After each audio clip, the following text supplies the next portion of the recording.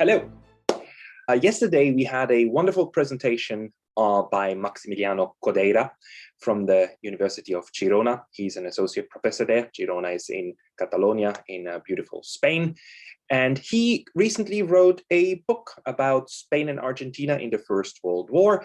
Both of these countries were neutral during the entire First World War, and both of them had connections with belligerents, and in both of them you've had certain movements, especially concerning propaganda and the political developments that he looked at under the aspect of transnational neutrality. That's a relatively new approach to trying to understand what happened outside the battlefield in the First World War.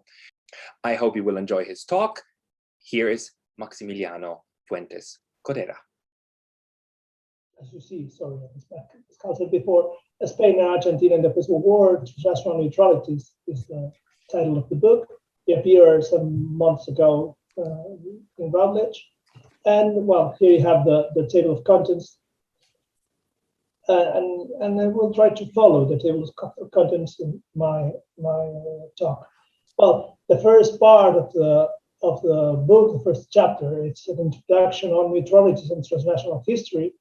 In some way, it's a state of the art, both on transnational history of the First World War. It's a very short, very brief state of the art on transnational history in the First World War and the neutrals, the neutral countries within it.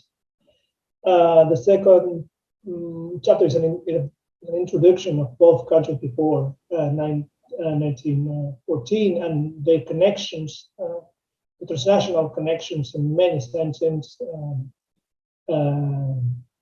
immigrants, cultural connections, political connections, and so on. And after that, the book follows a chronological approach. It starts with the outbreak of the war and the question of neutrality, the social impact of the war. In chapter 4, the wars enters both countries. How the war influences and affects both social, political, economical, and cultural senses, both countries. And chapter 5 and 6 are focused on the year of Rupture, than 1917, which is in many senses also transnational year, we could say. Several processes developed during this year, and chapter 6 it's focused on the last part of the war, mainly what was called in some way the Wilsonian moment, the transnational impact of Wilsonism, both in Argentina and Spain. And finally, the conclusions of the book deal with the traces of the war. I mean, how the war was still present. In the 20s and the 30s in both countries. So the first part is the introduction. I would like to start saying that for several decades, but at least 2 decades, the step with the transnational and global terms, studies on First World War have notably broadened their horizons of analysis. As John Horn argued, in many senses, you can see the quote. I will not read the quote because you can do it on the screen. But as John Horn argued about 10 years ago, for many reasons, from the imperial or pre-national forms that dominated a significant part of the world to the totalization of the conflict, understanding the conflict, the war, required a sense of different national trajectories that only a comparative sensibility can measure. Just as it calls for a willingness to look in transnational terms at the processes at work. In this framework, the experience of neutral countries, however, was neglected for a long time, and at the same time, narrow national, I would say national points of view dominated the works produced in these countries. However, as several scholars have recently shown, despite the fact that the states were neutral, Scandinavian, Latin American, or even Spanish societies expressed several processes of mobilization and multiple internal and external tensions derived from the conflict. In many senses, they were subjected to negotiation processes in the face of military and commercial pressure, and tried to maximize the benefits of their situation in the international scene. In many senses, I think the international context was, in fact, the one that determined the legitimacy of neutralities. Of course, in this framework, I will try to show it, the debate on the nation, on what was the nation, had a fundamental importance to articulate discourses of political transformation internally.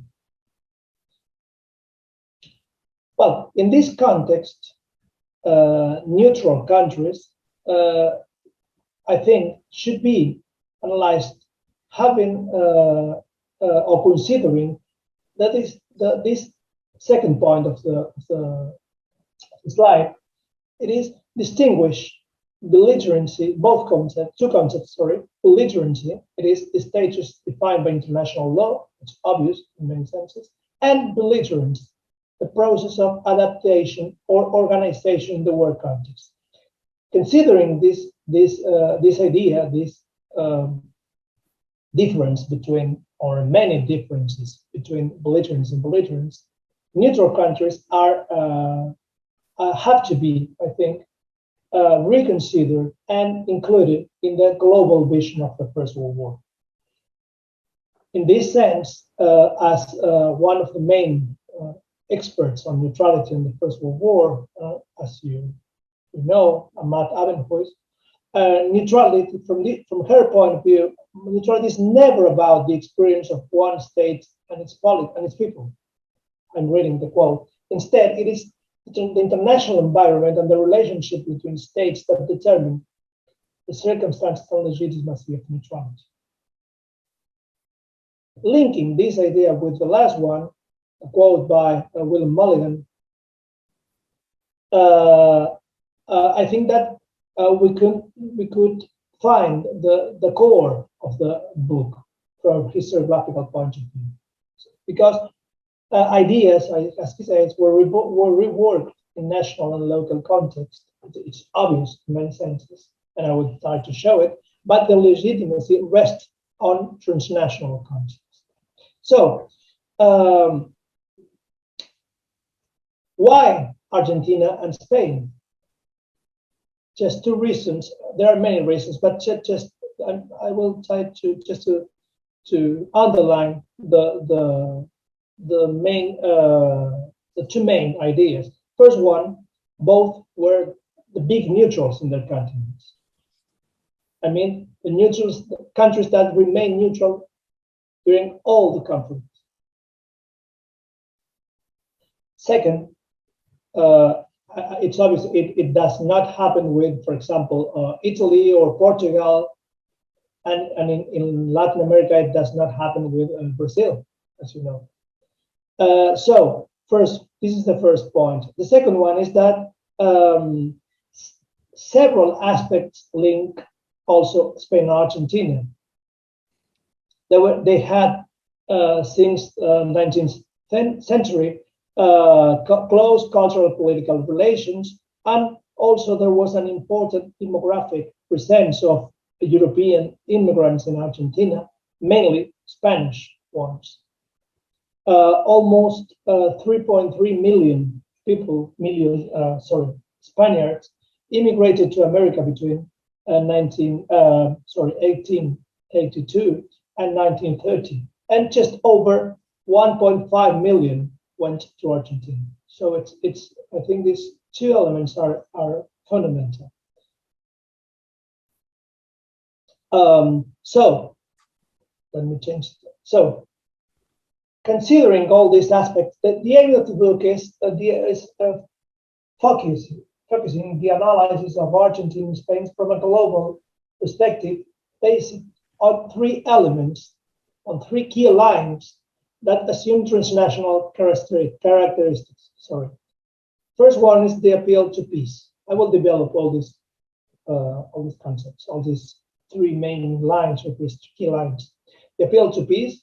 Second one, debates on neutrality. It is what means to be neutral and who is the right neutral, and the defense of the nation under threat.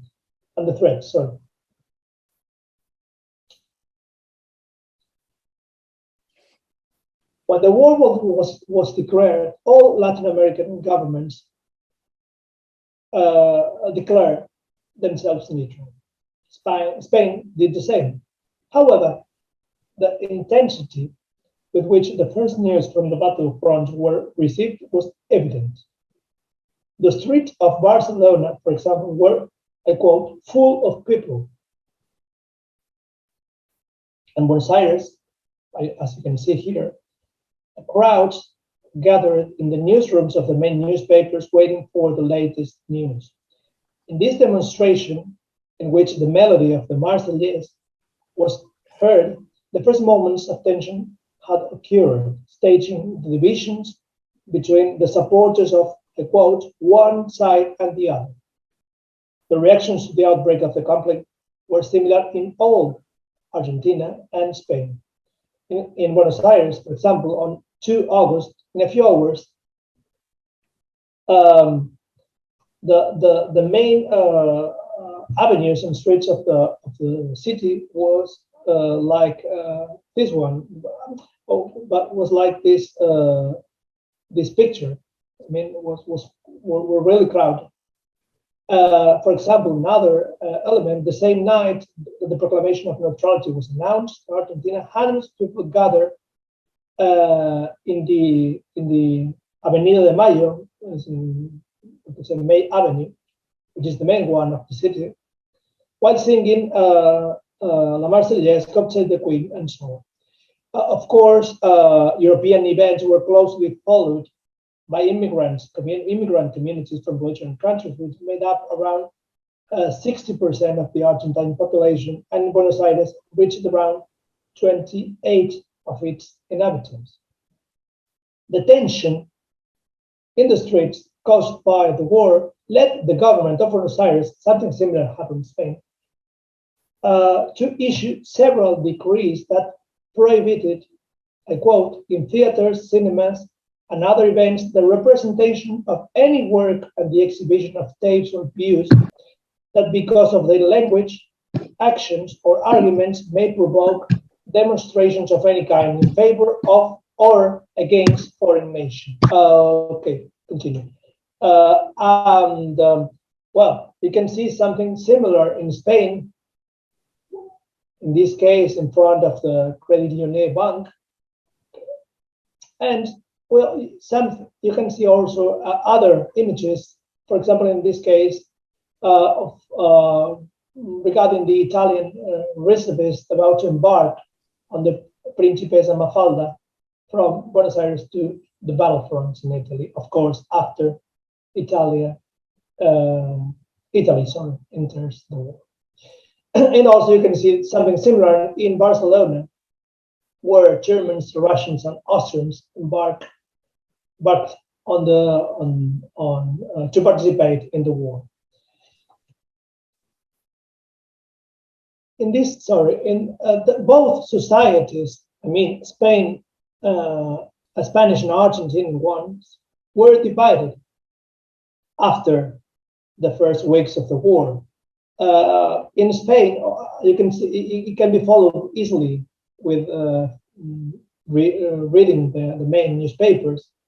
Both societies were divided, and in Spain, the court and the court, the most part of the most bigger part of the court was with the central powers.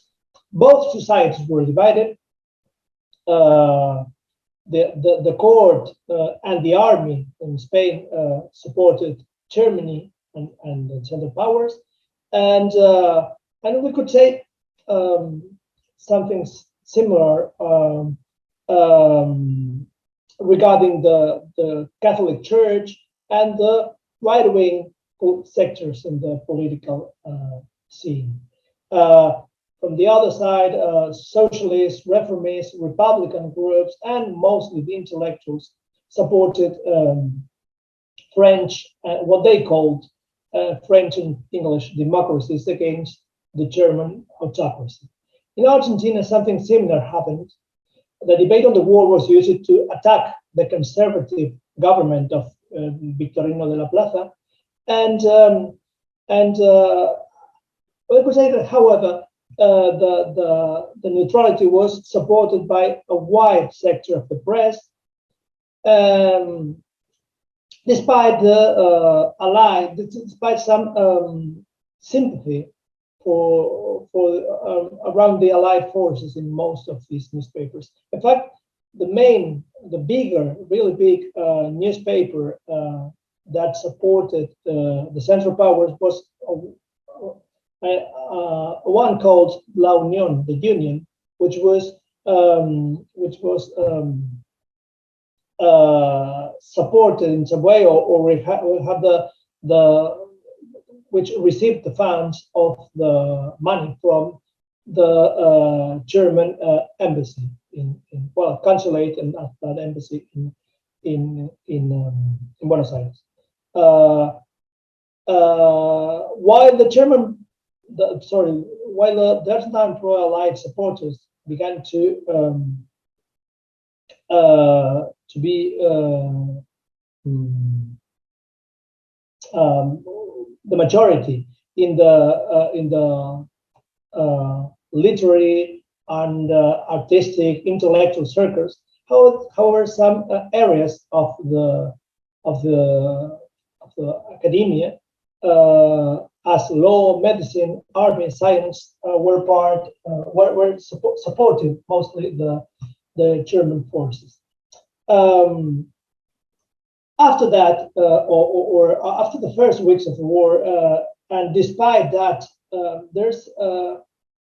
despite the fact that an important part of the historiography has argued about the existence of a neutralist consensus until 1917, several scholars that have worked on Argentina, Brazil, and Latin America in countries during the war have argued about a neutralist consensus until 1917. It seems clear, this is one of the points of the book, it seems clear that during the first months of the war and after them, Argentine and Spanish societies experienced a division of opinions that led to conflicts and incidents in the streets. In this process, built through an interaction between what was happening in Europe and Latin America, which is in Spain and Argentina too, the debates on the defense of peace and neutrality were fundamental. This is the main part of the book, or the main idea of the book, probably during the first chapters. In this framework, this is the general framework, the book insists on the idea of the fight for truth, peace, and neutrality as three main key lines. Well, it's although it has had a historiographical developments that extend to the present. The debate on responsibilities of the war, on the responsibility of the war, began with the conflict. It's very well known. The argument of being carrying out a defensive war became fundamental. It's a topic that can be that can be found also, of course, in Second World War and Spanish Civil War and other conflicts. But the argument, of being carrying out defensive war became fundamental and was linked to a second aspect that was equally central: the appeal to the struggle for peace.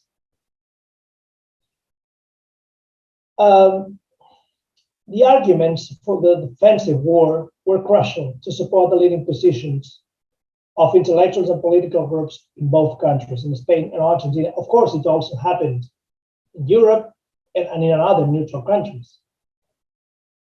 In this context, the question of responsibilities, who had begun the war, was at the center of the discussions in the first months of the conflict. These debates have been triggered, it's also very well known, have been triggered after German troops entered into Belgium on 4 August.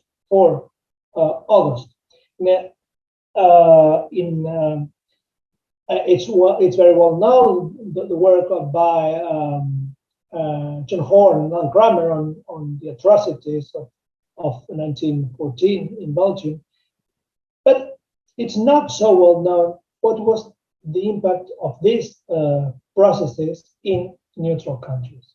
So the pro-Allied sectors in both countries, in Argentina and Spain, based their rejection to the Central of the Central Empires by affirming that they were defending the neutrality of their countries. Spain, concerned about what was happening in Belgium, extended to all areas, from political to diplomatic, even intellectual, and also along the country. In Argentina, the proposals ran along similar lines. The idea of Belgium as a symbol of heroism and martyrdom was shared throughout the Argentine Allied sector, both in Spain,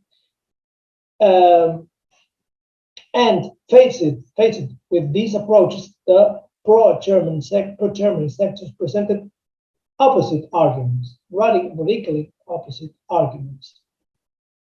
After that, other events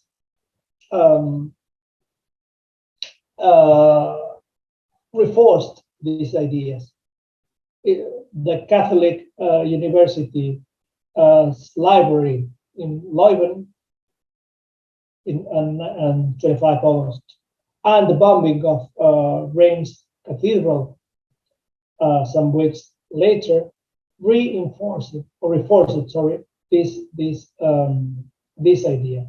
In this framework, representations of German barbarism began to circulate intensely. It was a transnational phenomenon in which important artists and intellectuals expressed their militancy through artistic works, manifestos, pamphlets, books, and new academic organizations, like, for example, in France, the French committee, the French committee d'études documents sur Rennes. In this framework, we could say that the feminized projection of Belgium as hero and martyr were spread throughout Spain and Argentina. And it was linked with the defense of national sovereignty and neutrality as axis for pro-Allied sectors. How? In this scenario, the mother of 5 Spanish merchants in Liège, occupied by German troops between 20 and 21 August 1914, had a considerable impact on Spain and Spanish communities in Argentina. A month later, a similar case shook Argentine politics. As an expression of its precarious diplomatic structure, it was common for Argentina to hire subjects and citizens of European countries for consular positions during the war. Such was the case in the Belgian city of Dinan, where on the nights of 22-23 September, Rémy Himer was executed a French citizen, was executed. The murder was interpreted as an attack on Argentine neutrality itself. This situation escalated by the repercussions generated in both countries by the murder of the English nurse Edith Cable after being condemned by a German court in an accelerated trial. Towards the end of 1915, the link between the heroism of the Belgian people, the defense of the Allied cause, and the pacifist and humanitarian discourses was articulated as a fundamental part of the Allied arguments in Spain and Argentina. National sovereignty and neutrality were at the center of the debate. So these ideas, it can be seen in some images. I'm going quite quickly, but you can see here homage to Camille Himer, and a magazine on the right side, a magazine published in Figueras, a small city in Catalonia, next to France, about 15 kilometers. So it's homage to Belgium. This is a magazine published during the war under the economical support of London and Paris. It was published in Spanish, but it was published in London and Paris during the whole war, and that's called America Latina, which is a part of the propaganda for Spain and America Latina and Latin America, during the whole war. And you can see this number 9, this America Latina number 9, with the image of Edith Cable. You can also here see some images of Germany as a symbol of barbarism and despotism, which were published on the left side, an Argentine newspaper, and on the right side, Spanish magazine. Both the same idea: Germany as a symbol of barbarism and despotism. Let me stop here. In this process, the war had become a dispute for nation, a debate on the nation. This dispute for the nation was based on the controversy around the multiple meanings of neutrality, and it was built both locally and transnationally. In this regard, images of Spain in Argentina, were fundamental to develop pro-Germany and pro-neutrality discourses, as showed magazines such as Germania, which is Germany. You can see here on the right side. It's a magazine. It's published during the war in Barcelona, and in the next slide you can see another magazine published with the same name, but in Argentina.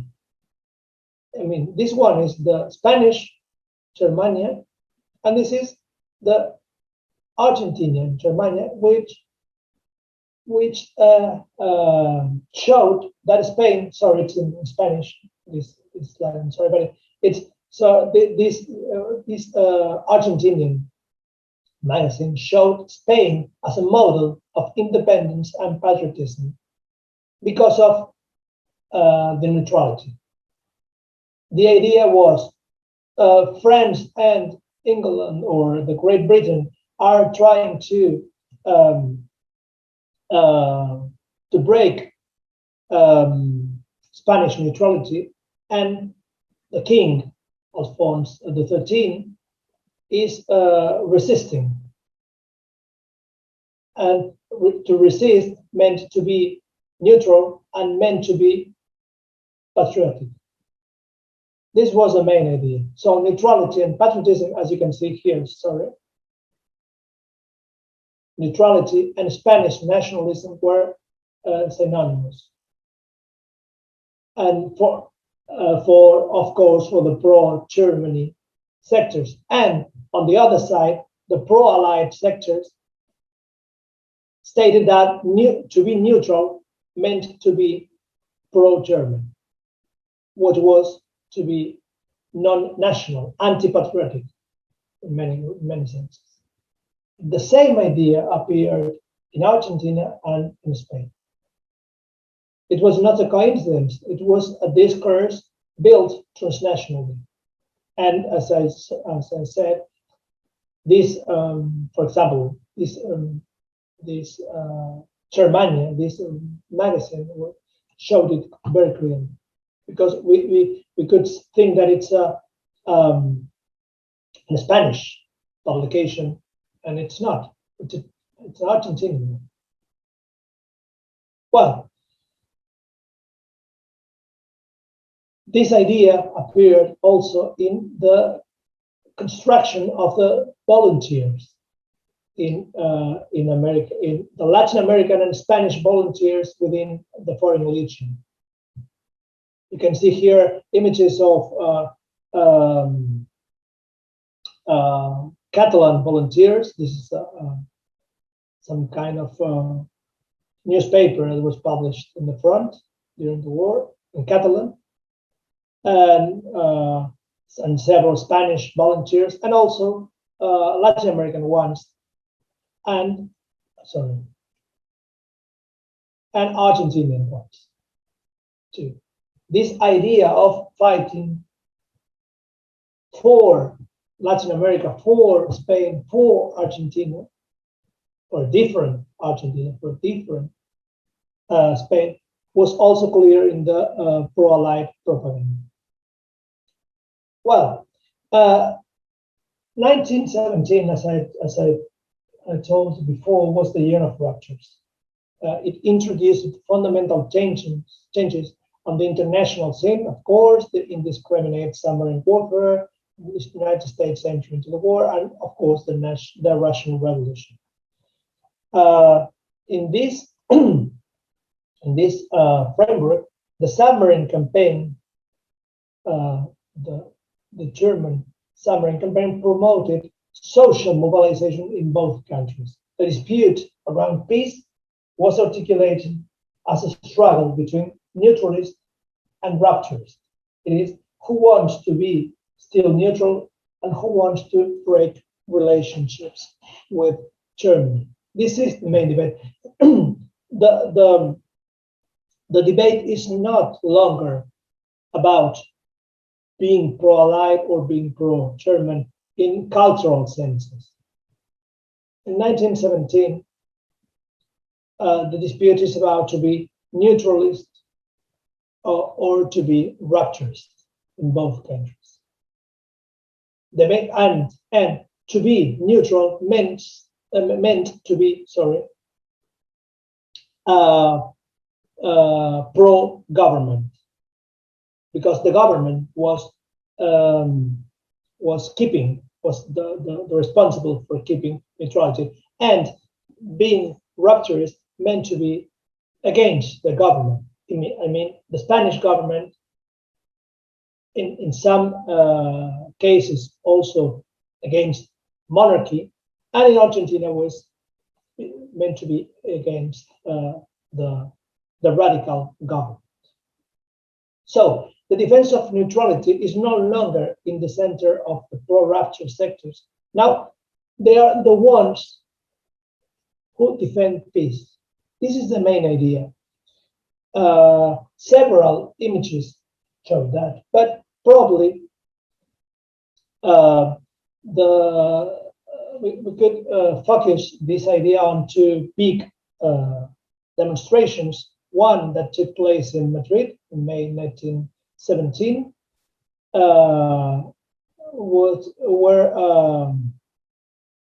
where several intellectuals defended this idea. It means it is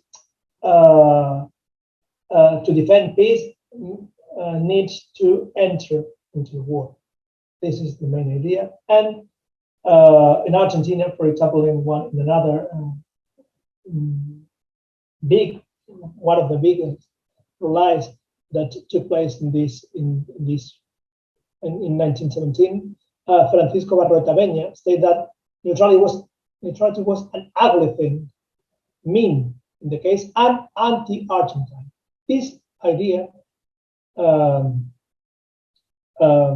merge in some way. These words merge the three aspects that the three key lines of the book.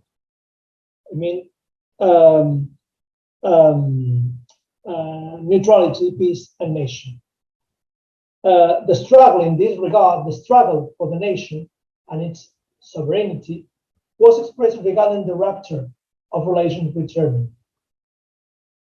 Clearly, these are quotes from these demonstrations. The idea was, for one sector, the idea was down with neutrality, long live the fatherland, against long live neutrality, long live the fatherland. It is, they were using the same ideas, exactly the same ideas. The debate was clearly about who were the true Argentines and Spaniards. Of course, this was a debate that has roots in previous years and even in previous decades. But clearly, it showed that this idea of the neutralist consensus was not obvious in many senses. Can't be used to explain what I'm trying to say. Some images to illustrate what I'm saying. 1917, neutralism and anti-patriotism. Again,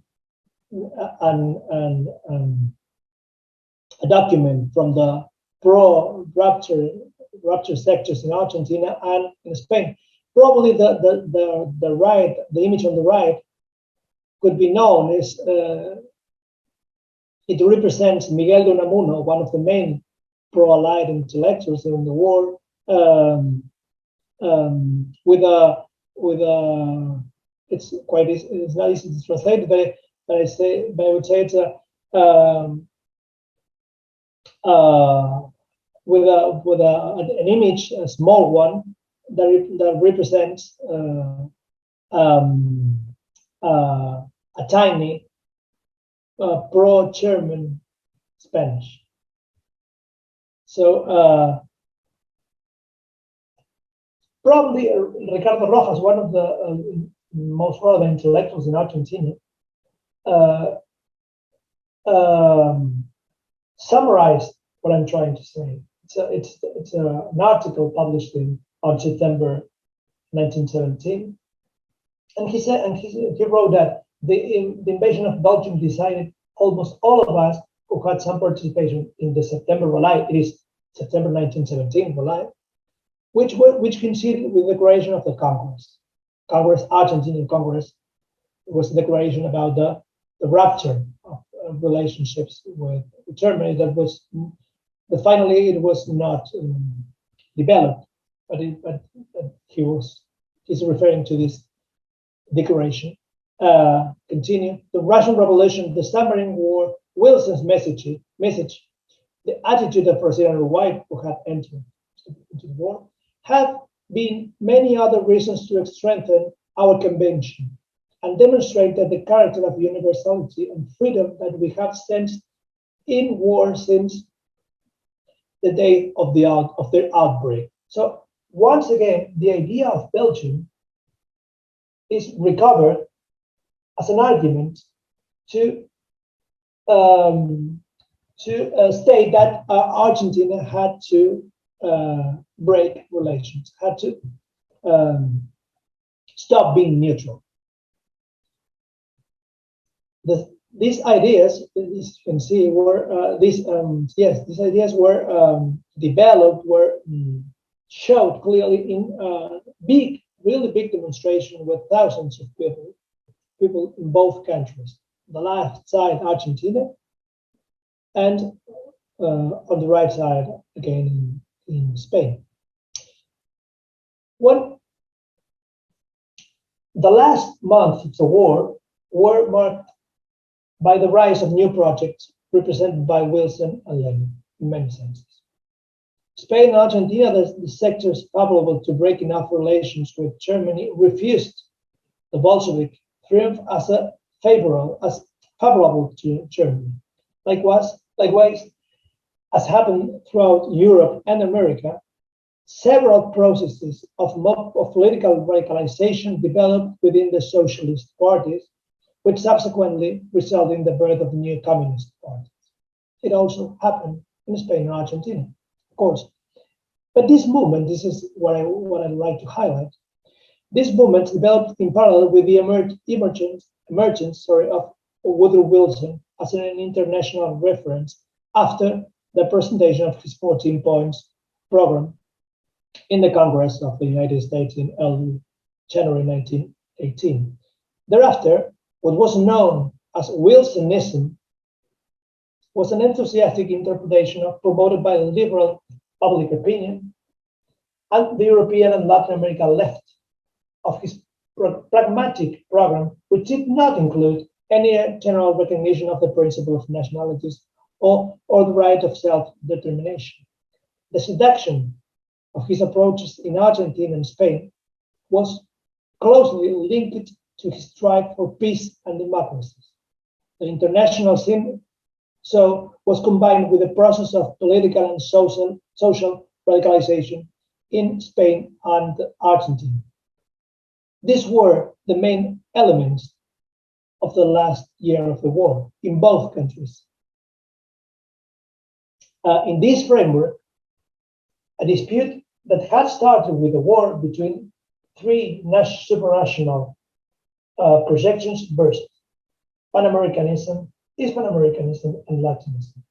This process continued to be articulated through the dispute over neutrality, peace, and the nation. As this was clearly expressed again in both countries in the celebration of July 14 and in the establishment of the October 12th as a national date, the day of the race, in Argentina and a year later in Spain. You can see these images. The idea of Wilson appeared Wilson became a very important figure in both countries. In this case, I have images both for Spain. One is a Catalan magazine. This is another one published in Madrid. But the idea clearly appears in Argentina too. And this dispute on Latinism, which was we could say the France and Italy perspective, the pro-life perspective, was clearly the opposite of the pro-German or pro-neutral sectors in both countries that projected the idea of Hispanism. Why? Because the establishment of the day of the race, the national day, October 12th,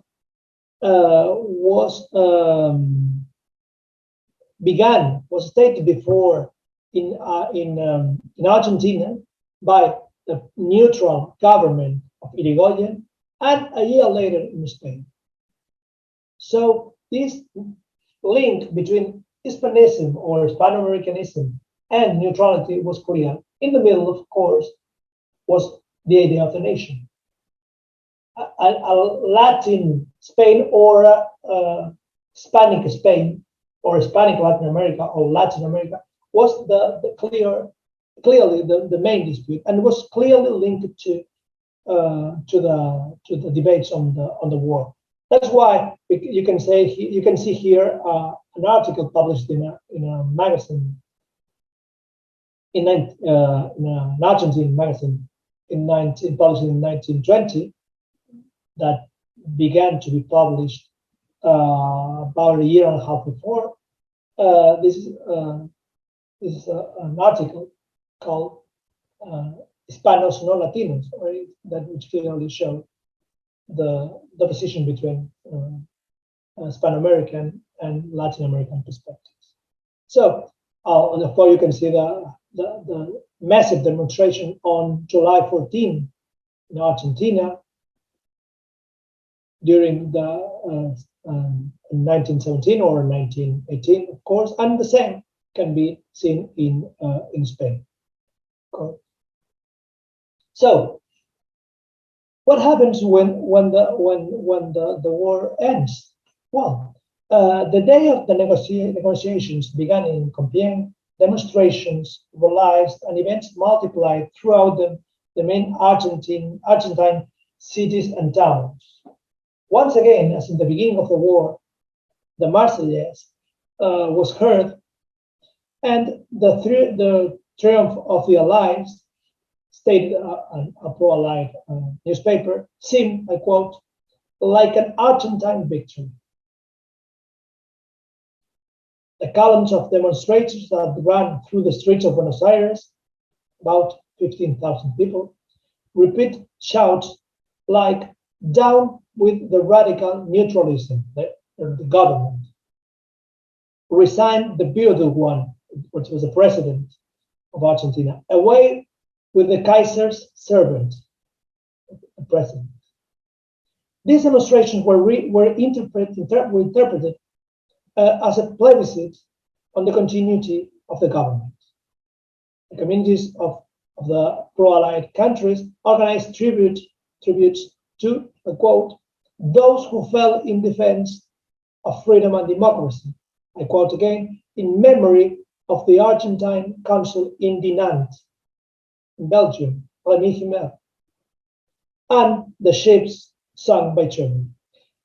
The main Spanish cities were also filled with celebration that, in a way, tried to represent the difference between Spain and Europe, the light Europe, of course, between the liberating peace in the world and the ominous peace in Spain, because Spain had not entered into the war. As happened in Argentina, the incidents multiplied in front of the editorial offices of Germanophile newspapers, and the confrontations followed one another in the following days, this time carried out by right-wing sectors who attacked groups of republicanism to the shout of "Die Republicans, long live the king." The king meant neutrality. Something similar was observed in many cities of Spain. I'm about to finish. These are images of the celebrations. This is a very interesting photograph of a small town in Girona, the Costa Brava, which is I like it very much because you can see all the flags of the pro-Allied countries in a big demonstration, considering the small town it took place. Some images in Argentina too. Well, conclusions of the book. Once again, in many ways, World War I, as you know, World War I did not end in November 1918. Fear of Bolshevism and the rise of fascism were central to shaping a cycle of revolutions and counter-revolution that swept across Europe and the world, at least until mid-20s. Being a global phenomenon, the armistice did not close the processes opened in neutral countries either. Neutrality saved Spain and Argentina from the human and material hecatomb of the war, but did not isolate them from its profound impact. In both scenarios, the war and surrounding disputes such as neutrality, peace, and nation were essential. The hard confrontation between two opposing views on the principles on which the country should be sustained and the socio-economic upheaval accelerated the crisis of the liberal regimes. Even though they were part of a cycle of crisis and revolution that assumed global characteristics, Spain and Argentina had traveled similar paths, and the revolutions have been marked by both national context and a shared transnational space. After the war, criticism of liberalism and democracy became central. And it became central in shaping a renewed nationalist perspective, among which violence was consubstantial, a consubstantial element. In this framework, neutrality ceased to be a line of fracture. So fracture passed through the defense or questioning of the heritage, of the traces of the war, which was interpreted by the failure of the League of Nations and Woodrow Wilson himself. Despite the fact that it continued to exist for some liberal and Republican sectors, the identification between Aliadophiles and democratization vanished both in Argentina and Spain. In this framework, transnational links between intellectuals such as, for example, Ramiro de Maestro or Leopoldo Lugones were fundamental, and their illusions show many points in common in their criticism of democracy and liberalism and in their claims of leading minorities. In many senses, the war in the discourses on the nation and its political projections appeared or emerged from the dispute between Latinism and Hispanism, and it derived towards a combination of both within the framework of a new nationalism marked by the criticism of democracy and liberalism. And in this context, the Wilsonian disappointment is a very relevant element, I think.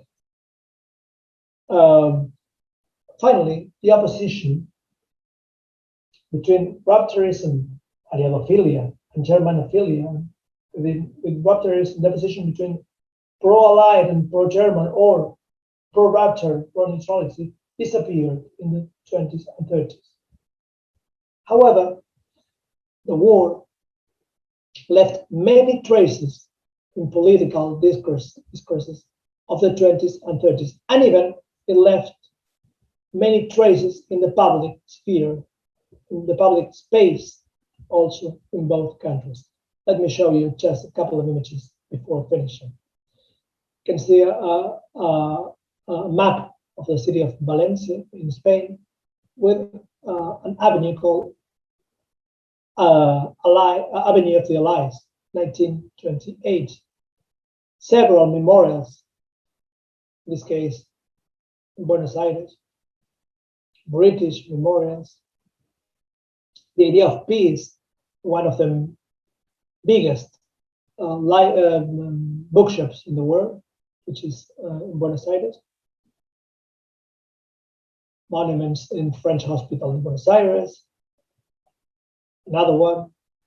Several events on the in memory of the French soldiers and the Spanish volunteers in the 20s.